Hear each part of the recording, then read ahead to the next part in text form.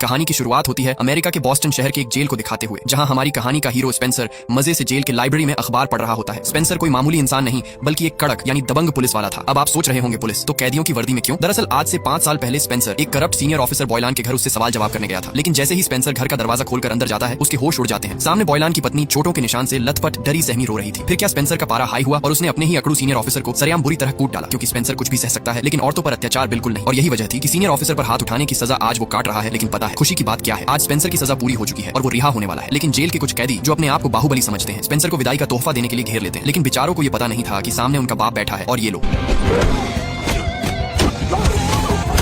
Spencer उनकी सारी खुजली मिटाकर एकदम बढ़िया से खातिरदारी करके जेल से बाहर कदम रखता है। जेल के बाहर उसका स्वागत करने के लिए उसका एक पक्का दोस्त और रिटायर्ड पुलिस हेनरी खड़ा था। साथ ही स्पेंसर की सन की एक्स गर्लफ्रेंड भी उसे लेने आ रही थी। लेकिन स्पेंसर अभी उससे मिलने के मूड में नहीं था, इसलिए वो हेनरी से कहता है, भाई यहाँ से तुरंत गाड़ी भगा। हेनरी बिना देरी किए स्पेंसर को अपने पिता के एक खाली पड़े अपार्टमेंट में ले जाता है ताकि वो वहाँ कुछ दिन आराम से रह सके। वहाँ स्पेंसर से मिलने उसका एक और पुराना पुलिस दोस्त ड्रिस्कॉल भी आता है। ड्रिस्कॉल स्पेंसर से पूछता है, तो मित्र नौकरी से हाथ धोने और 5 साल की सजा काटने के बाद आगे आपका क्या करने का इरादा है? स्पेंसर जवाब देता है कि अब बस वो अपनी लाइफ में चिल करेगा। ड्रिस्कॉल कहता है, ठीक है फिर जरूरत पड़ने पर जरूर याद करना, और वो चला जाता है। इसके बाद स्पेंसर अपनी नाराज कुतिया के पास उसे मनाने जाता है, क्योंकि पिछले 5 सालों से वो स्पेंसर के इंतजार में थी। खैर स्पेंसर को लगा था कि वो इस फ्लैट में अकेला रहेगा, लेकिन तभी हेनरी वहाँ एक और हट्टे कट्टे आदमी हॉक को ले आता है। हेनरी बताता है कि हॉक के पिता उसके स्कूल के दोस्त थे और अब हॉक इस दुनिया में बिल्कुल अकेला है और वो भी अभी अभी जेल से छूटा है, इसलिए हेनरी उसकी जिम्मेदारी उठा रहा है। यानी अब स्पेंसर और हॉक को एक ही छत के नीचे रहना था। स्पेंसर के लिए अपना कमरा शेयर करना किसी टॉर्चर से कम नहीं था, लेकिन भाई साहब उसकी कुतिया ने जो यू टर्न मारा उसे स्पेंसर देखता ही रह गया। वो उसके पास आने के बजाय हॉक के पास चली गई। स्पेंसर का दिल टूट गया, ईगो का कचरा हो गया और वो ऐसे चिल्लाया जैसे हॉक ने उसकी कुतिया नहीं प्रॉपर्टी चुरा ली हो। अब कहानी कैप्टन बॉयलान पर शिफ्ट होती है, वही करप्ट ऑफिसर जिसे 5 साल पहले स्पेंसर ने कूटा था, जो रात को अपनी कार से घर जा रहा था। लेकिन तभी उसे अपने ही एक जूनियर पुलिस दोस्त का इमरजेंसी कॉल आता है, जो उसे एक बस टर्मिनल पर बुलाता है। लेकिन जैसे ही बॉयलान वहां पहुंचता है, अचानक हाँ, ये बॉयलान को फंसाने के लिए उसके अपने ही दोस्त और कुछ गुंडों का बिछाया हुआ जाल था। बॉयलान ने न जाने क्या कांड किया था, लेकिन वो गुंडे बिना कुछ सुने अपनी चाकू निकालते हैं और बॉयलान का काम तमाम कर देते हैं। इसके अगली सुबह पूरा बोस्टन शहर 2 खबरों से दहल जाता है। पहली खबर, कैप्टन बॉयलान की बेरहमी से हत्या कर दी गई है, और दूसरी खबर, बॉयलान के ही उसी जूनियर ऑफिसर दोस्त टेरेंस की लाश उसी वैन के अंदर मिलती है जिसे पिछली रात गुंडे बॉयलान को मारने आए थे। पुलिस की शुरुआती इन्वेस्टिगेशन की थ्योरी ये थी कि टेरेंस ने ही पहले कैप्टन बॉयलान का मर्डर किया और फिर डर के मारे खुद को गोली मार ली। टीवी पर ये न्यूज देख रहे स्पेंसर को अपनी आंखों पर यकीन नहीं होता, क्योंकि वो टेरेंस को बहुत अच्छे से जानता था, जो कि एक ईमानदार पुलिस वाला था और वो ऐसा कभी नहीं कर सकता था। उसी वक्त स्पेंसर से मिलने को आता है जो कि ड्रिस्कॉल और उसका एक दोस्त था। ड्रिस्कॉल यहाँ इन्वेस्टिगेशन करने आया था। वो साफ साफ कहता है कि पुलिस को बॉयलान के मर्डर का शक स्पेंसर पर भी है। ये सुनकर हेनरी कहता है कि स्पेंसर तो पूरी रात यही था। ड्रिस्कॉल कहता है कि वो उसे डरा नहीं रहा बल्कि दोस्त के नाते बता रहा है। लेकिन स्पेंसर को इसकी असली वजह पता थी कि सारे करप्ट ऑफिसर उससे नाराज है और बस अपना गुस्सा निकाल रहे हैं। इस केस की अजीब सी बू सूंघकर स्पेंसर चुप तो नहीं बैठने वाला था। भले ही वो सस्पेंड हो चुका है, लेकिन था तो एक पुलिस वाला ही। वो सीधे टेरेंस की बीवा तिया से मिलने पहुंचता है, जो जानती थी पुलिस इस केस को जल्द ही रफा दफा कर केस बंद कर देगी। स्पेंसर पूछता है कि क्या टेरेंस का कैप्टन बॉयलान के साथ कोई लफड़ा था। तिया बताती है कैसा लफड़ा। वो दोनों तो पक्के दोस्त बन चुके थे और अक्सर बॉयलान टेरी को ड्रिंक पर साथ ले जाता था। मामला और ज्यादा गंभीर लगने पर स्पेंसर तिया को अलर्ट रहने के लिए कहता है और खुद सच का पता लगाने के लिए पुलिस वालों के एक लोकल बार की तरफ निकल पड़ता है। बार पहुंचकर स्पेंसर टेरेंस के एक करीबी दोस्त को कोने में ले जाता है और पूछता है कि हाल फिलहाल में टेरेंस और बॉयलान के बीच क्या चल रहा था, जिस पर वो दबी आवाज में खुलासा करता है कि टेरेंस ने उससे दिल की बात शेयर की थी। उसे शक था कि कैप्टन बॉयलान एक नंबर का भ्रष्ट और गंदा पुलिस वाला है और वो उसके खिलाफ गुपचुप तरीके से सबूत जुटा रहा था। तभी वहाँ एंट्री होती है मैकलिन नाम के एक नए सार्जेंट की, जो टेरेंस की मौत के बाद उसकी जगह प्रमोट हुआ था। मैकलिन और उसके साथ आए पुलिस वाले जब जेल से छूटे स्पेंसर को अपने इलाके के बारे में पूछताछ करते देखते हैं तो उनके तन बदन में आग लग जाती है। वो स्पेंसर को घूरने लगते हैं और माहौल बहुत सीरियस हो जाता है, यहाँ तक कि उनमें बहस भी शुरू हो जाती है और घमंडी मैकलिन स्पेंसर को एक घुसंड लगा देता है। स्पेंसर भी कहाँ चुप बैठने वालों में से था, वो भी मैकलिन को 2-4 गुस्सा लगा देता है, लेकिन सारे पुलिस वाले उस पर टूट पड़ते हैं। बार में फुल प्लेट लाद घूंसे खाने और बाहर फेंके जाने के बाद हमारे हीरो स्पेंसर की नजर अचानक बार के सामने वाली दुकान पर लगे सीसीटीवी कैमरे पर पड़ती है। वो सच जानने के लिए दुकान के मालिक के पास जाता है, लेकिन जब सीधे उंगली से घी नहीं निकल पाता तो स्पेंसर टेर ही उंगली करता है। वो दुकान वाले को बिना बताए उसका पूरा सीसीटीवी का हार्ड डिस्क ही उड़ा लेता है। अब इस मर्डर केस के मामले को समझने के लिए वो हॉक से मदद मांगता है और जब वो उस रात के फुटेज को चेक करते हैं तो भाई लोग एक बहुत बड़ा सुराग हाथ लगता है। मर्डर वाली रात टेरेंस उस बार से बाहर निकलता है और एक पीले रंग की सुपर कार में बैठ जाता है, जिसका मालिक कोई और था। रही बात टेरेंस की अपनी ब्लू वैन की, तो उसे कोई दूसरा शख्स चला रहा था जो उस पीली कार का पीछा कर रहा था। स्पेंसर को शक था कि ये दोनों गाड़ियां सीधे उसी बस टर्मिनल पर गई होंगी जहां बॉयलान की लाश मिली थी। स्पेंसर बिना एक पल गंवाए सीधे क्राइम सीन पर छानबीन करने पहुंच जाता है। ये तो सच था कि बॉयलान की कार को टेरेंस की ही वैन ने ठोका था, लेकिन उसे चला कोई और रहा था, क्योंकि टेरेंस तो पीली कार में था। स्पेंसर समझ जाता है कि ये पूरा खेल पहले से फिक्स था, यानी पहले बॉयलान का मर्डर, फिर टेरेंस का मर्डर और पूरा इल्जाम टेरेंस पर मरने के लिए ये साजिश रची गई थी। तभी स्पेंसर को वहां जमीन पर चबाया हुआ एक टूथपिक मिलता है। स्पेंसर तुरंत समझ जाता है कि टूथपिक चबाने की ये गंदी आदत किसकी है।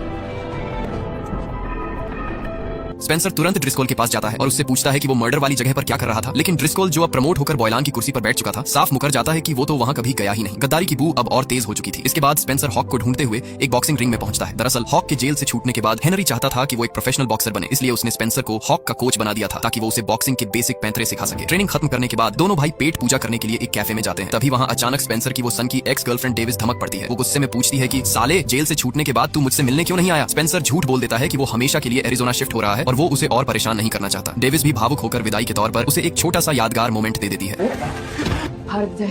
इसके बाद जैसे ही वो कैफे से बाहर निकलते हैं, स्पेंसर की बाज जैसी नजर सीधे सड़क पर चल रही उसी पीले रंग की सुपरकार पर पड़ती है जिसे उन्होंने सीसीटीवी में देखा था। स्पेंसर बिना एक भी पल गवाए शॉर्टकट रास्ते से उस कार के पीछे पड़ जाता है। लेकिन आज बेचारे की किस्मत ही खराब थी। रास्ते में पड़ोस का एक कुत्ता स्पेंसर के पीछे पड़ जाता है और गाड़ी का पीछा करने के चक्कर में स्पेंसर अपनी पैंट फाड़वा लेता है। वो कुत्ता स्पेंसर पे बुरी तरह टूट पड़ता है, लेकिन सही वक्त पर उस कुत्ते का मालिक बाहर आकर उसे डांट लगाता है और स्पेंसर की जान में जान आती है। लेकिन तब तक वो पीली कार वहां से निकल जाती है। स्पेंसर गुस्से में बॉक्सिंग जिम में जाता है और हॉक पर चिल्लाता है, साले मोटे, मैं वहां कुत्ते से कटवा रहा था और तू वहां भूत बनकर खड़ा तमाशा देख रहा था। तू मदद कर देता तो शायद वो कार ड्राइवर पकड़ा जाता। लेकिन तभी हॉक शांति से अपना दिमाग चलाता है और कहता है कि चिल्ला मत भाई, मैंने चुपके से उस गाड़ी का नंबर नोट कर लिया है, 895। ये सुनते ही स्पेंसर के चेहरे पर स्माइल आ जाती है और वो हॉक से खुश हो जाता है। आगे नंबर मिलते ही स्पेंसर सीधे आरटीओ ऑफिस पहुंचता है ताकि ये पता लगाया जा सके कि उस पीली कार का असली मालिक कौन है। लेकिन यहाँ सस्पेंड होने की वजह से वो आरटीओ ऑफिसर स्पेंसर को किसी भी तरह की प्राइवेट इन्फॉर्मेशन देने से साफ मना कर देता है। लेकिन स्पेंसर उसे धमकी देता है कि अगर उसने इन्फॉर्मेशन नहीं दी तो वो सबको बता देगा कि पहले उसने पैसे लेकर कई बार उसे इन्फॉर्मेशन दी है, जिससे उसकी नौकरी खतरे में आ जाएगी। नौकरी बचाने के लिए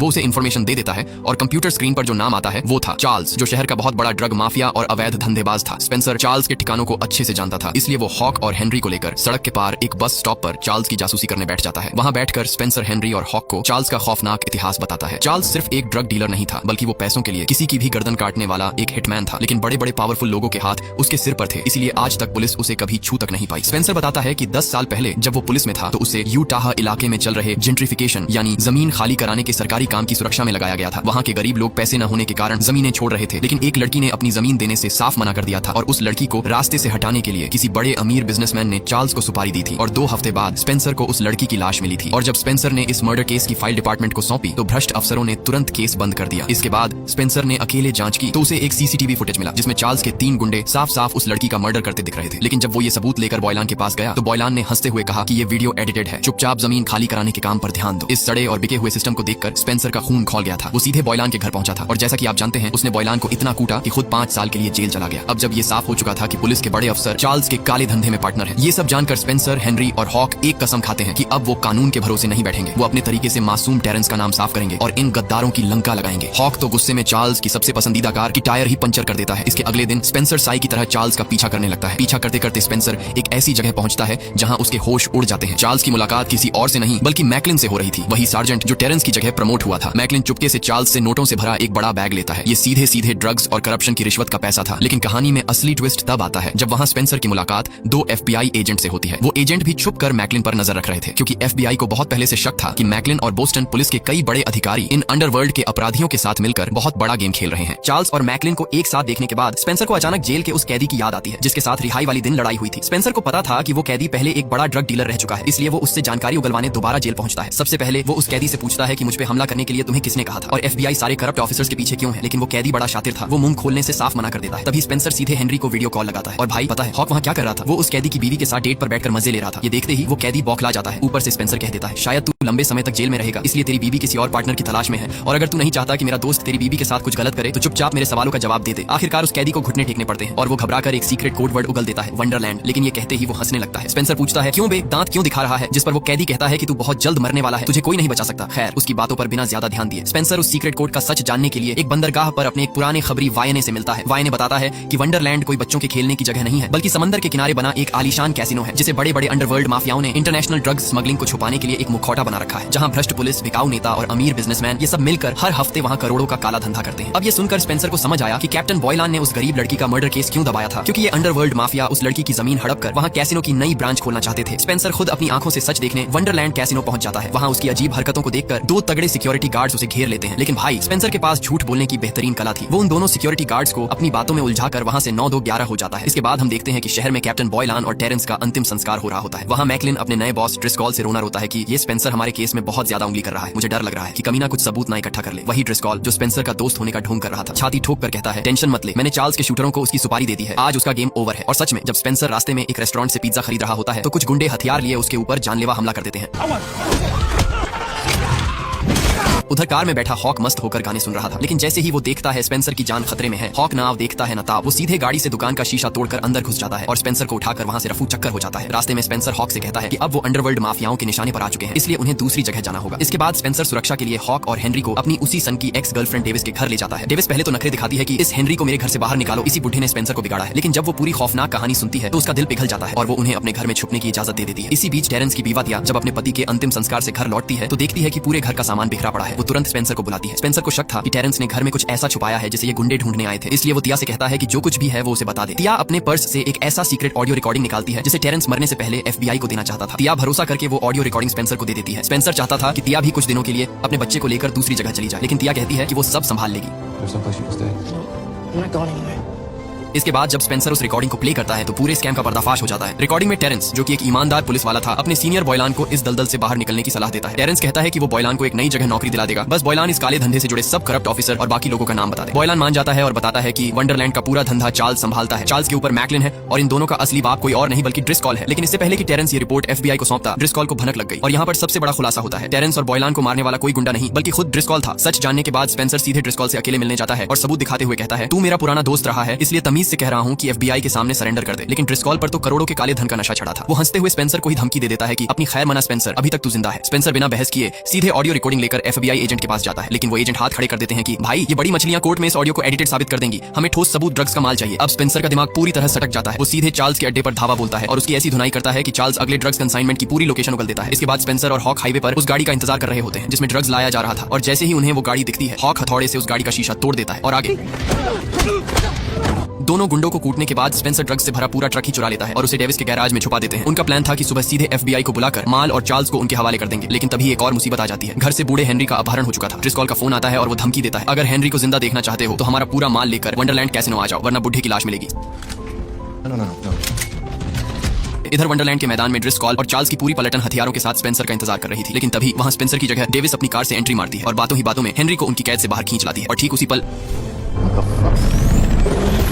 स्पेंसर और हॉक एक 18 व्हीलर विशाल कंटेनर ट्रक लेकर आते हैं और माफिया की गाड़ियों के परखच्चे उड़ा देते हैं। ड्रिस्कॉल डर के मारे गोदाम की तरफ भागता है। स्पेंसर भी उसका पीछा करते हुए गोदाम के अंदर चला जाता है, लेकिन चार्ल्स के गुंडे स्पेंसर का रास्ता रोक लेते हैं। तभी हमारा हट्टा कट्टा हॉक अपनी ताकत दिखाता है और स्पेंसर से कहता है, तुम आगे बढ़ो भाई, इन फटीचरों को तो मैं अकेले ही कूट दूंगा। हॉक अकेले ही पूरी पलटन को गाजर मूली की तरह काटने लगता है। अब आमने सामने थे स्पेंसर और ड्रिस्कॉल। स्पेंसर इस गद्दार को इतनी आसानी से मौत की नींद नहीं सुलाना चाहता था। वो अपनी गन फेंक देता है और ड्रिस्कॉल को एक सच्चे मर्द की तरह 1-on-1 फाइट के लिए ललकारता है। दोनों के बीच लात घूंसों की बरसात होती है और आखिरकार स्पेंसर ड्रिस्कॉल का थोबड़ा तोड़कर उसे वहीं ढेर कर देता है। वो वंडरलैंड के पूरे गैंग को उसी चुराए हुए ड्रग्स के माल के साथ बांधकर FBI के हवाले कर देता है। कोर्ट और FBI इन सभी गुनहगारों को कड़ी से कड़ी सजा सुनाती है। नेशनल टीवी पर खबर चलने लगती है कि शहीद टेरेंस कोई कातिल नहीं बल्कि एक सच्चा और ईमानदार देशभक्त पुलिस वाला था। टेरेंस का नाम पूरी तरह साफ हो जाता है। कहानी के अंत में स्पेंसर, हॉक, हेनरी और डेविस एक कैफे में बैठकर इस शानदार जीत का जश्न मना रहे होते हैं। तभी टीवी पर एक और भ्रष्ट पुलिस वाले की खबर आती है और स्पेंसर की आंखों में फिर से वही इंसाफ वाली चमक दिखाई देती है। और इसी के साथ आज की हमारी ये कहानी यहीं खत्म होती है। तो दोस्तों, अगर आप यहाँ तक वीडियो को देख चुके हैं और आपने अभी तक एक कमेंट भी नहीं किया तो क्या कर रहे हैं, एक प्यारा सा कमेंट करके ही जाइएगा। दोस्तों मिलते हैं जल्द, टेक केयर, बाय बाय।